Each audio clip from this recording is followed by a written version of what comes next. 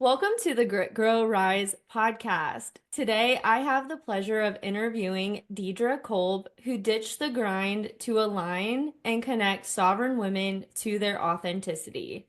She is the president and founder of Ideal Ridge Ventures, a real estate development company. Welcome, Dedria. Thank you, Tiffany. I'm so excited to hear about this transition of how you went from a corporate job, you were a senior vice president, and then you went through this dark night of the soul. Will you tell us more about that journey and your transition to where you are now? Yeah, definitely. I think all of us, to some level and degree, are always searching for ways to express ourselves, be our authentic selves, show up in the life that we want to show up as or show up in.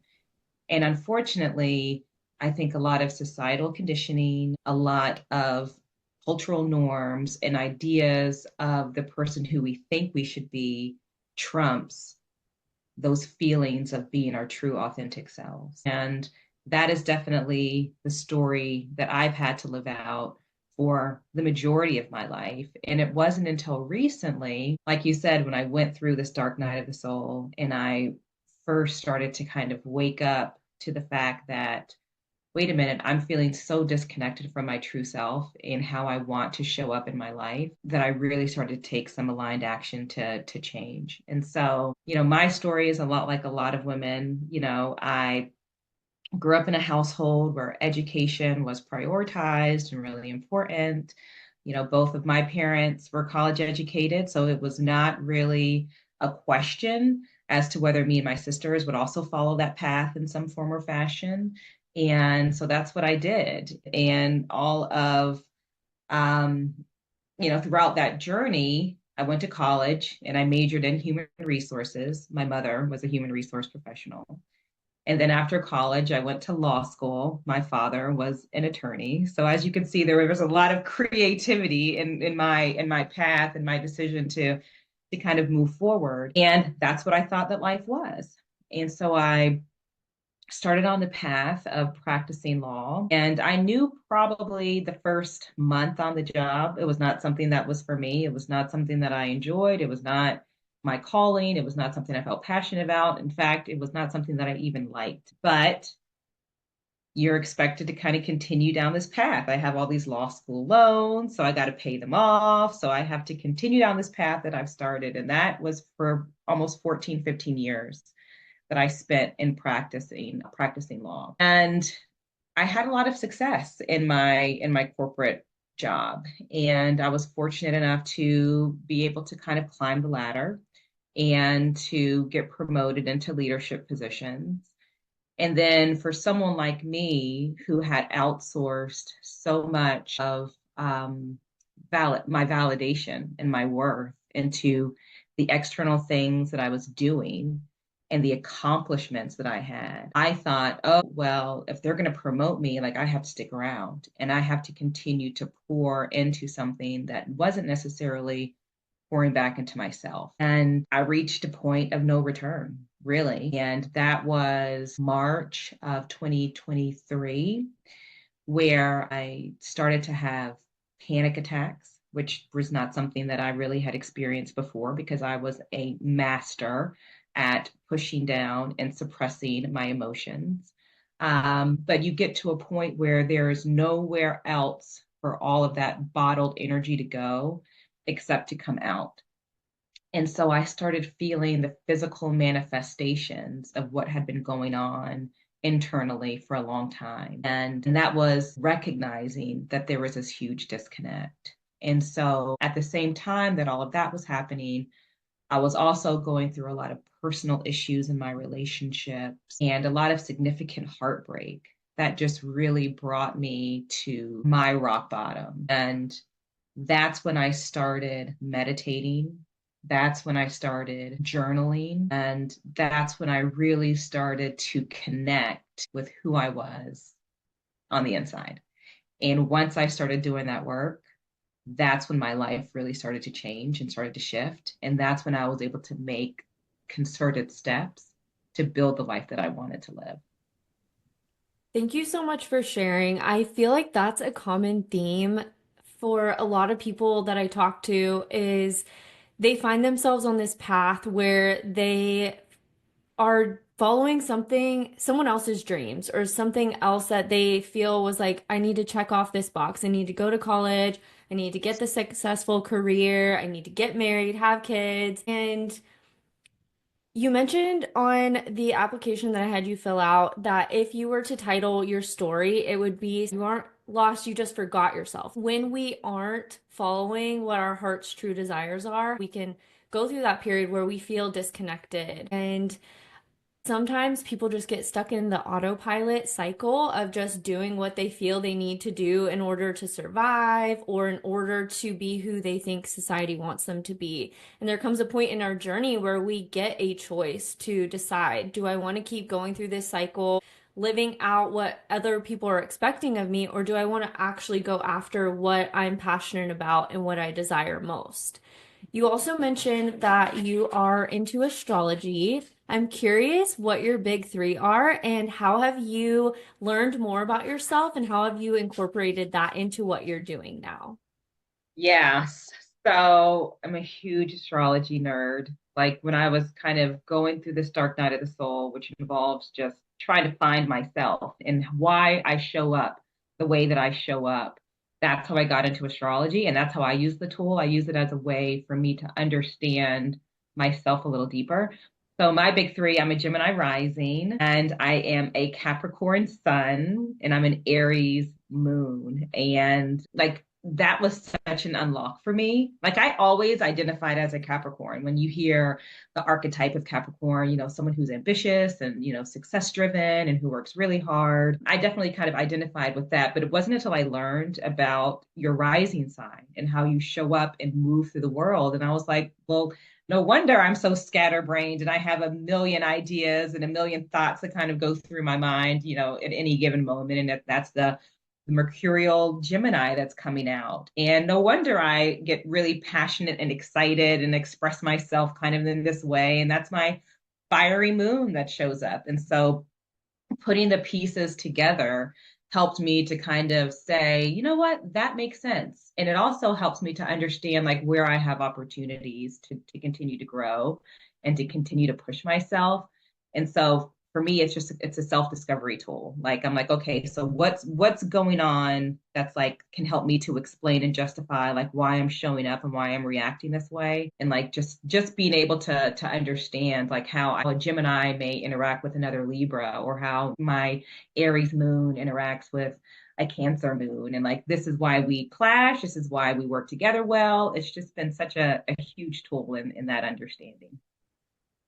I am a Gemini sun, so I can totally resonate with the importance of being able to ground into our thoughts so that it's not so scattered. And breathwork, meditation, and journaling are your bread and butter. You painted a beautiful picture of these daily practices that can really help anchor us into feeling grounded in our day-to-day routine. So where no matter what's going on around us, we can feel really anchored. And you mentioned how you have Capricorn, Aries, and Gemini. So it's like the earth, the air, and the fire. And I feel like that's such a beautiful balance that goes along with the three practices that you said are your bread and butter. Can you tell me more about how you incorporate those practices and how it helps you channel that inspiration into a way that feels grounded and you have clarity in your thoughts?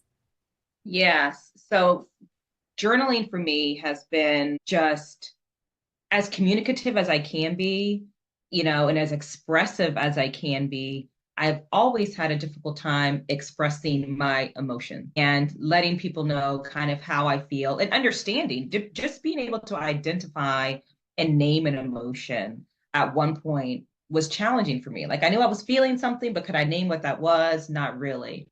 And so starting a consistent practice of journaling, the first thing is just getting all of the things that are going on in my mind like out on paper. And then once you kind of start to clear all of that out, then you can start to make sense of it. Then you start to kind of see patterns and then you can start to name and place this emotion is what's showing up. This is when it shows up. And that's where you really start to learn a little bit more about yourself. So for me, like journaling is like a must. Like I will spend, 30 to 45 minutes a day just like writing down kind of what I'm feeling, what I'm going through. I also do a lot of scripting. And so scripting out like what is it that I want my life to look like? What are the goals that I'm trying to achieve, this week, this month, this year? It's been really helpful to get clarity on what it is I want to achieve. And then the meditation comes in because it really helps me to connect to my higher self. And it helps me to connect to that source in the universe. I call it God, whether you call it God, the universe, the powers that be. It helps me to tap in and really listen to what are those messages that are coming down, like how can I tap into my intuition so that I'm being led in the path of least resistance. And so meditation for me is kind of that opening and that portal where I can sit and reflect and listen to the voice of God. And, prayer, on the other hand, is when I will sit and I will say, okay, God, like this is what I want right now in my life. This is what I'm asking for. This is what I'm seeking clarity on. This is where I'm looking for guidance. And then those answers start to come in meditation, right? And then the breath work, which for me, I kind of incorporate a lot of breath work within my meditation practice. For me, it's like, your third eye gets cloudy sometimes, and it's hard to really get a good, clear picture as to what it is that you're looking for. And for some reason, not for some reason, I mean, it's scientifically like proven to work. It just clears all of that debris that I feel like can kind of cover up and shadow that third eye that we have. It's like this breath of fresh air that just kind of comes into my mind and like literally just kind of wipes it all clean. And it provides me again with that clarity to listen and to tap into God and my ancestors and my guides that are here to support me to bring love and service into the world. And so like those three things are for me as what has allowed me to ground myself, to get clarity on the type of business that I wanted to build, understanding like how can I do that in a way that doesn't feel forced, that doesn't feel like I'm hustling, that doesn't feel like I'm going against the grain and swimming against the current. I can kind of relax, become more of a blank slate because I've kind of emptied myself out. And now I can just kind of be present and look around to see, okay, how am I guided? And then I just follow those little sparks and I follow those little interesting things and I do the stuff that lights me up. And before you know it, that leads to the next thing, which continues to build. It is leaving you these breadcrumbs, and you are collecting those breadcrumbs, and you are literally building the life that you want to live. And it just happens so miraculously the way it comes together. And so that's how it's been for me. You mentioned the path of least resistance and the grind. A lot of people think that they need to constantly be doing something. You explained how journaling helps you to get it all out. You're looking for the patterns. And then with the breath, it's really bringing you back to that present moment so you can get clarity in your business. And I feel like things come through so much easier when we're creating that space of stillness to receive and to listen. And it feels so counterintuitive to what we're taught to be go, go, go, do, do, do. Some of the women I talk to, they struggle with really being present and meditating in that stillness. When you learn how to really be present and to tap into that path of least resistance, how things can come so much easier and you don't have to get to the point of burnout where it's just flowing. I want to go more into what you are doing now with the real estate business that you are building and creating and expanding. How does that incorporate into your spiritual journey? Have you found a way to mesh the two? I know you also help empower women to find more self-acceptance and to align with their authentic soul desires. So, how do you blend all of that together?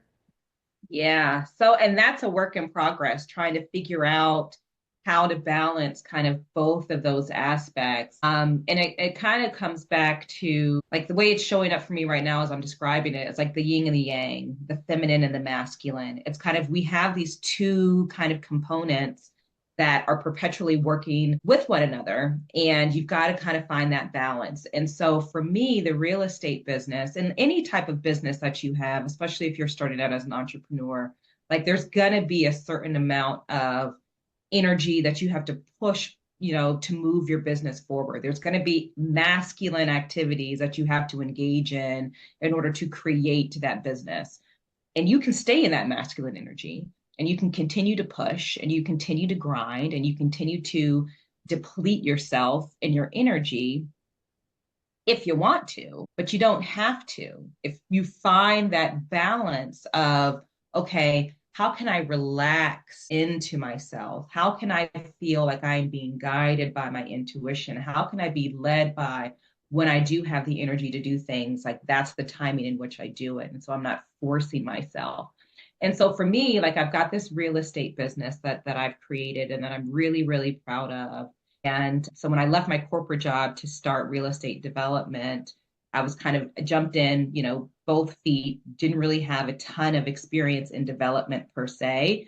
And so there was a lot that I had to learn and to teach myself in order to get that business off the ground. The real estate business has been a lot of self-taught, a lot of, figuring out all of the aspects of construction and accounting and marketing and kind of all of those hard skills that you have to be able to implement in order to grow a business. But the other side of it is doing it in energy that feels like flow, doing it in energy where I feel like I can relax in, to my inner self. I can follow my intuition. I can say, I know, well, the textbooks say that I need to do X, Y, and Z, but this feels right. And kind of learning how to balance both of those energies. And so the real estate practice is great. It's wonderful. But now I'm trying to blend and balance that out with helping women who were in the same situation that I was in, women that were burnt out, overwhelmed, disconnected, working in a job that didn't feel aligned because they felt like they had no other choice. And I am here to tell you, you have all of the choices in the world. In fact, your choices are infinite. You just have to know what lights you up, and you just have to be willing to put in the work to push that forward and not necessarily push it forward, because once you make that decision, like you just start to get guided in that way. And that's what's so beautiful about it. So, what I'm hoping to do is help women to remember who they are and to help women to shed and let go of all of those layers that we have put upon ourselves or we have allowed other people to put onto us, allowing us to let all of that shit go and to realize that we are here on this earth to do what lights us up, what brings us joy, what energizes us. We are literal vessels of creation. So we are here to create life, and not life for other people. We bring babies into the world, and that's beautiful. And being a mother is wonderful if that's the path that you decide to go down. But we are vessels to create the life that we want to. And allowing women to remember that power that we have and to forget that we have to live up to anyone else's expectation for what a life looks like is not our destiny. We are here to create it for ourselves. I have found so much freedom in my ability to do that. I'm on a mission to make sure that women know that they can do the same thing. Ooh, I got goosebumps as you were explaining all of that, and you could really feel your passion in helping women to do this. I feel like women that I've talked to who are either still in a corporate job and have these dreams that are spiritually aligned, or people who have already made the jump, I feel like there's some common themes that I have noticed of where they feel like they're holding themselves back. So, one that was coming to mind as you were sharing that is this idea that they can't get paid to do what they actually want to do. Some women, I feel they find it so easy to get paid as a teacher or a lawyer or a nurse. And then when they start their spiritual business, it's almost like this guilt that comes up for asking for money for spiritual services. Have you noticed this pattern, or what are some themes that you notice come up either in your own journey or with other women? And what advice would you give them to be able to fully step into and embody that energy? I also love how you talked about that balancing of the divine masculine and feminine too. It's like having that structure and the flow so that you can make it cohesive to where you're actually moving it forward and not too much in the flow and not so like structured and rigid and making it your own authentic creation. So I know Mhm. I just kind of went in like a lot of different directions, but overall, what are some common themes where you feel women are holding themselves back from fully stepping into their most aligned life? I think what holds us back as women are two things. One is guilt, guilt of putting ourselves first. They somehow this idea that if we do things for us, that means we are no longer able to show up for other people in our lives. And that I unequivocally believe that that is a false concept. You, in fact, have to show up for yourself first before you can show up for anyone else. And it's like that example that everyone gives. You put your air mask on yourself first when you're on the plane. You don't put it on your neighbor. And so, if we don't get rid of this guilt and give ourselves permission to at least sit down and ask ourselves the question, what it is that we want. We don't even have to know how to get there. We just have to identify what it is that we want. And we have to release the guilt, putting ourselves first. That's the first step. The second step is, and I know that I was and still am guilty of this, it's outsourcing our worth and looking for external validation in order to do something. Have to get to a place, and this is a journey that we all are on for a long time. I know it's a journey that I'm still on, but we have to get to a place of deep self love and self compassion.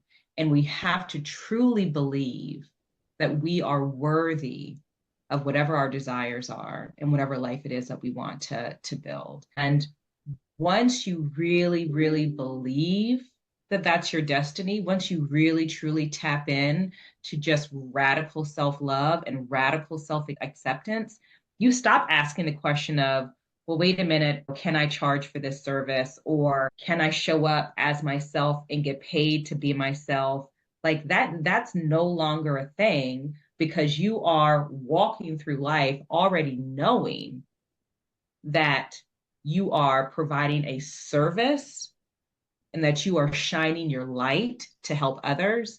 And then the laws of the universe was that it is reciprocal, that you will get it back. And so release the guilt, choose a path of self love and self acceptance, and you will begin to break those patterns that we have been captive to that tell us that we're not enough, that we can't charge our worth, that we can't break out of that pattern. I mean, if I told myself if I was making multiple six figures doing a job that wasn't in alignment, like for me, it's like it's only a given that I'm going to be even more successful doing something that I love to do, that I believe is a service to humanity. And so it's like if I can grind it out and make that work, like, oh, y'all just wait now that I'm in alignment. Y'all just wait to see kind of how much I'm truly able to shine when I am shining from within. And we just have to believe that we are worthy of that and step into that power. It may take us a long time to get there, but we just have to continue to show up for ourselves day after day after day and choose ourselves day after day after day. Wow. The worthiness one, I feel, is a deep one for so many. And I love that you brought that up too, the feeling truly worthy and really embodying and cultivating that self-love. And I also believe the universe is a mirror. So if we feel we are worthy, then we're going to see more of that reflected back to us. And if we're feeling like we're not enough or we're not worthy, we're going to see that reality reflected back. So I'm so glad that you touched on that. This brings me to a question that I would really love to know. What is your why? Briefly went into that with why or how you made the transition from corporate to now. And I know outside of business, you are also a mother. And I want to know, what is your deep why for the transition you made and why you are so passionate about helping women embody this self-love, this self-acceptance? What is your why? My why is because I want to go through life feeling joyful. I want to go through life feeling lit up. I want to go through life feeling expansive, and I want to be able to create experience for myself. And I want to be able to create a life that I want to live, not a life that I want to escape from. And I believe that there is a higher power and that we can tap into that power. And I believe that we can co-create our existence. And so my why is honestly because that's the life that I want for myself.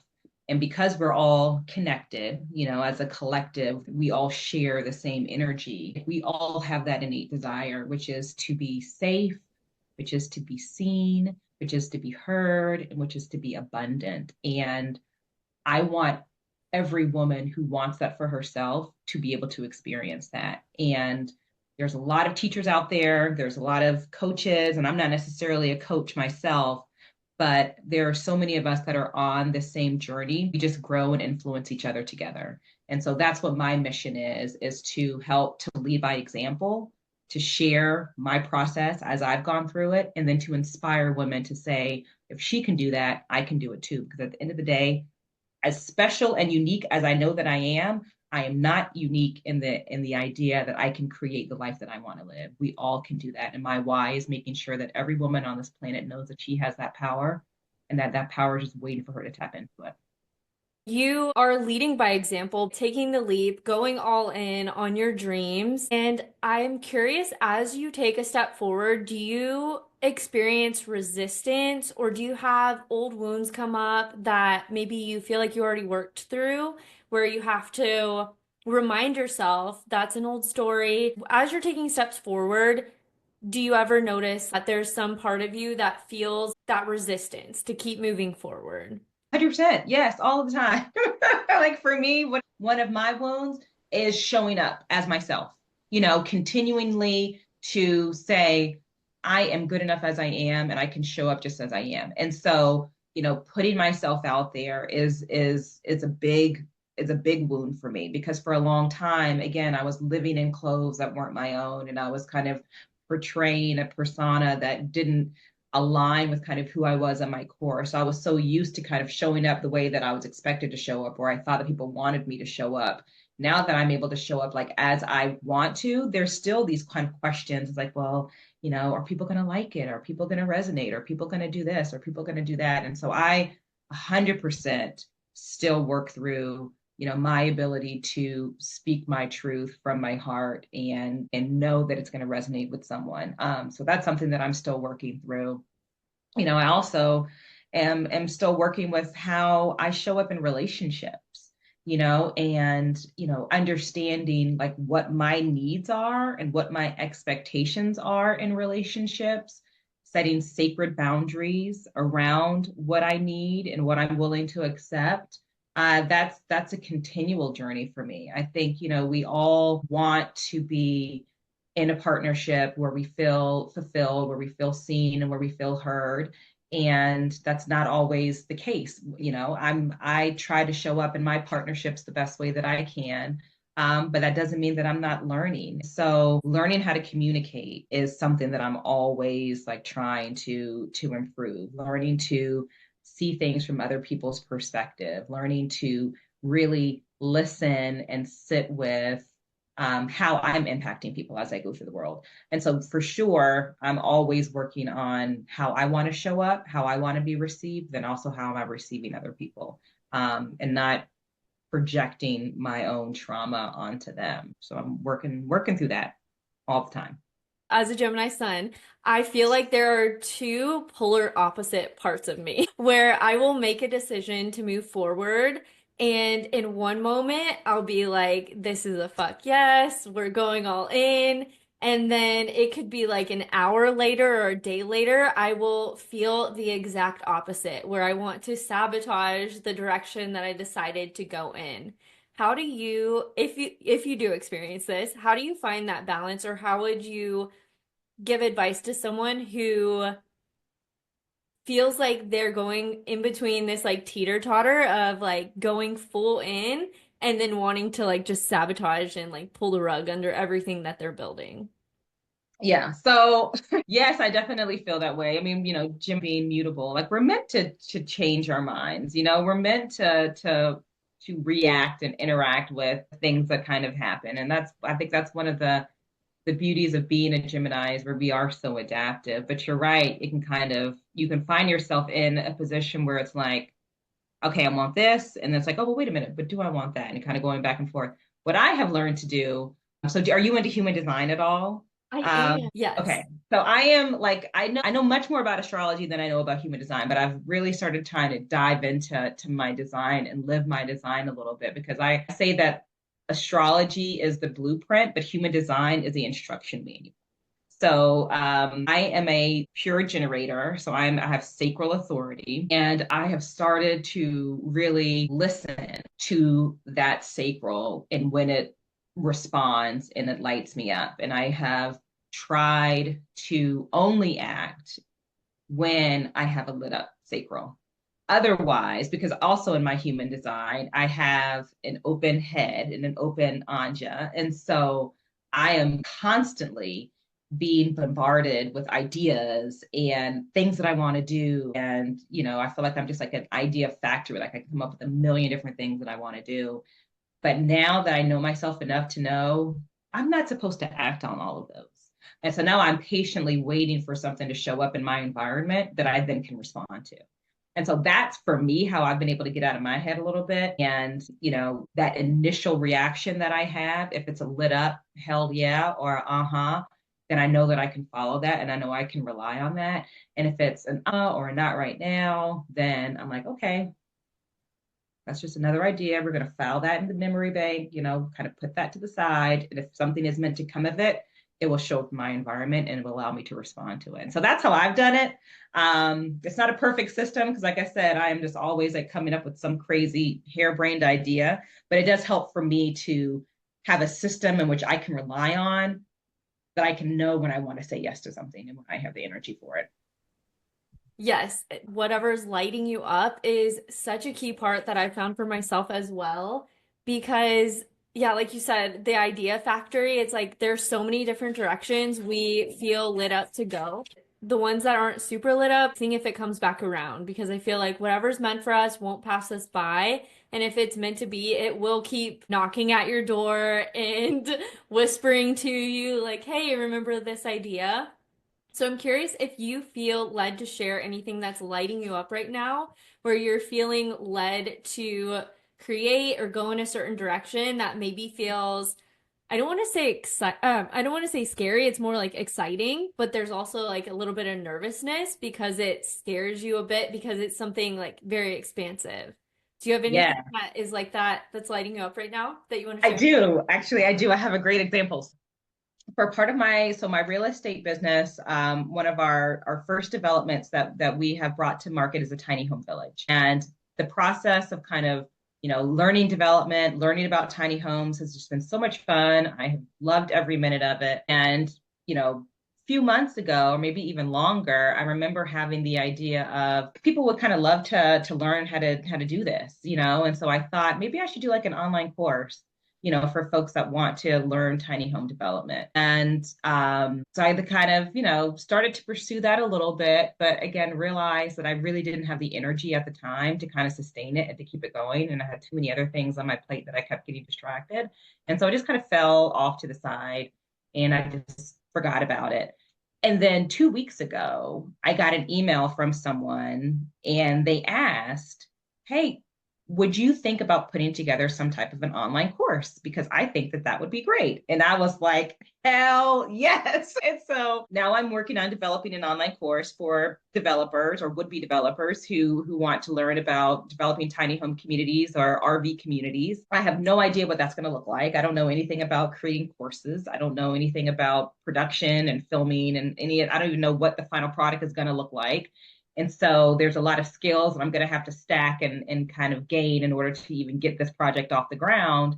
But I'm excited to do it because it is going to challenge me in so many different ways. And, one thing as a Gemini, maybe you relate to this, is like I'm constantly putting myself in a position to learn something. And I constantly want to figure something out. And so I'll get to be able to satisfy that Gemini curiosity as I try to figure out, oh, how do I even put this course together? What does it look like?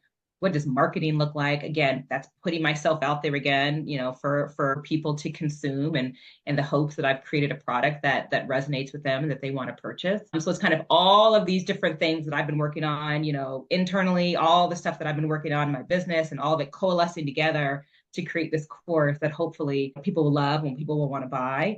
So I'm really, really excited about it, but it's also really scary because it's something I've never done before. So that is an example of something that's kind of come up and I didn't have the energy for it, and then it came back and I did. And so now I'm exploring it and I'm really excited to kind of see how that comes together.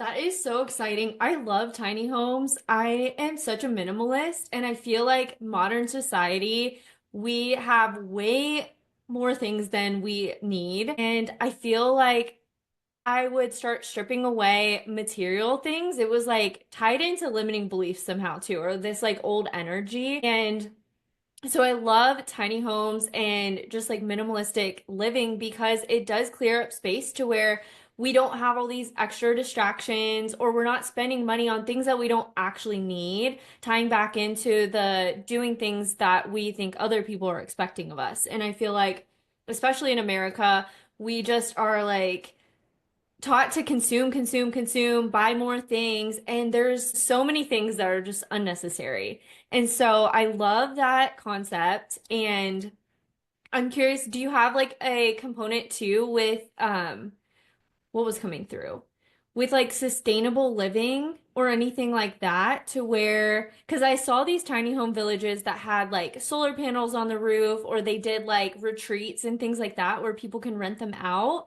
or what vision do you have for that in the community for the tiny home? So for the tiny home village that we just developed, we just wrapped up phase 1, and I just leased out my last lot. So we are 100% leased, which is amazing. And now in the beginning of the year, I'm going to turn my attention to phase 2 of the project. And so how I would describe myself as a developer is I'm focused on three things. I'm focused on affordability, I'm focused on sustainability, and I'm focused on building community. And for me, like that's going to be the core at every single project that I developed going forward. And for tiny homes, you kind of already have built in this aspect of community because there's a very specific type person who buys into living that tiny lifestyle. And it's like what you said, someone who is more minimalistic, someone who is more environmentally conscious. They don't think that we need to have, you know, 5 TVs in our house or 50 pairs of shoes or whatever it is. And so they already are intentionally choosing to live a tiny lifestyle. And so it was kind of easy to create that community within Poplar Creek, which is the name of the tiny home development. But then also we've got, sustainability. We have solar powered lights. We have a well that we're converted into a solar powered well that we're going to use for irrigation. The affordability, obviously tiny homes were a lot more affordable than the average single family home. And so every single project that I develop going forward, whether it's one that's true tiny homes or tiny homes on wheels like Poplar Creek, it's going to have those component of affordability, sustainability, and community focus because, and maybe this is Pluto moving through Aquarius, like changing kind of the collective and kind of how we interact and work with each other. I think we are moving more towards community living. And I think we are kind of going back to a sense of tribalism in, where we are looking in our immediate vicinity to connect with people that are like-minded. It's great that we have their internet and that you can connect with someone across the world from you. That's amazing. That's opened up so many doors and so many opportunities for all of us. But there is something to be said about being in community with folks that are literally right next door to you. And I think that as a society, we're kind of moving back into communal, communities focused, intentional living spaces. And so I'm super excited to kind of continue that work because I just think it's so needed and so important. I love all of that. And I got to go to South Africa at the beginning of 2023, and I stayed on a farm for 5 weeks. And it was they were huts, but they were basically like tiny homes. And they had their own water supply, and you had to like start a fire to heat up the water. and they had a food forest where they planted the food. You had to go harvest it each day, and we took turns as a community cooking dinner. And we would all eat at this big table. And it was so fun because I feel like that is how we as humans are meant to live. We're meant to live in community and connect with our neighbors and be there for support. And even just like thinking of most houses now in America, there's like fences or walls between houses, and we're so closed off and we're distracted by TVs or social media or all these other things that are disconnecting us from true, authentic connection. And I feel like the more that we do have these tiny home communities or communities coming together that get us back to our roots of how we really are meant to live, the more Mhm. fulfilled people are also going to feel as well, and not having so many distractions and just being able to create those communities to where each person is tapping into their own superpower and they're coming together and networking and community and just having that sense of family, even if you're not blood related. It's like knowing that you're not alone in the journey. And I feel like that's such a huge piece for people as well, to feeling that fulfillment and satisfaction in life. So I love everything that you're doing, and I'm so excited for you. Something else that was coming through when you talked about creating the course and being a Gemini and how we're super excited to learn new things. And you also talked about human design. Have you heard of Gene Keys? I have heard of Gene Keys, but I have not dived into it. I think I definitely suffered and still to a certain extent suffer from spiritual ADHD. And it's like every single modality and practice you kind of want to learn about. And so I did a little bit into Gene Keys, especially kind of as I was learning a little bit more about my human design. So I know there's like a connection there with some of the gates and stuff, but it's not something that I've spent a lot of time in. So I'm Okay. definitely curious to hear more. And what's your experience with it? So I am still exploring it too. I'm like you said with the spiritual ADHD, where I'll be like, ooh, human design, ooh, astrology, ooh, astrocartography. Oh my God, gene keys. And I feel like each of it is like another little puzzle piece that kind of weaves together, and I'll find myself looking for the patterns between them. And with human design and gene keys, it's very closely aligned. And even like the gates are the same, as you can like Google the gene key for it. Like if you have gate 20 activated, you can Google gene key 20, and they're like partners, or like they're the they're the same thing basically, just expressed in Mm-hmm. different ways. And with the gene keys, I like how it makes it kind of like this treasure map. So he has different pathways. So there's a genius pathway, which is like your zone of genius, and it has like your purpose and why you're here and how you shine your light and what you're here to do or whatever, how you can like align with that. And of course, it's just like astrology or human design, where it's like take what resonates, leave what doesn't. But I just find like it's a really fun way to do self-discovery as well, especially if you're into astrology and human design. Then they have like a Venus sequence, which is taking you back on this journey of different aspects of your life, like between 0 and 7 years. This may be a theme that came up, and then 7 to 14, and then 14 to 21. And then it unlocks the Pearl sequence, which is like unlocks your prosperity. And it's like a rabbit hole with so much that I still have to discover. And it's been something that's been coming up on the podcast. Like intuition's like, oh, tell them about gene keys. And Mm-hmm. I feel like it connects too about getting back to who we truly are. It's just like another exploration tool to dive deeper into who we are and what is going to help us create these lives that feel really lit up. And so I don't know if you would want to open up your gene keys now, or if that's something you want to like just bookmark for later. But I feel like that could be something too that maybe like inspiration will come through, or you'll see what is in correlation with your human designs and astrology. But I just, yeah, felt led to share that with you. I don't know if there's some sort of inspiration that would come through, but it's tied into unlocking these codes in your DNA. And it just sounded very aligned with things that you're already doing and exploring and embodying. So, I'm already like typing pull perfect. up Gene Key's profile. Like Yes. tell I am a tell me about myself. Like that is Mhm. I love. to learn more about kind of all these uncovered and hidden things that, don't manifest consciously, but are a huge part of our personality and how we interact through the world. And so, knowledge is power. So I'm 100% going to pull up my profile when we are done here, and I'm going to Perfect. kind of explore and look into that and see kind of what resonates and Mhm.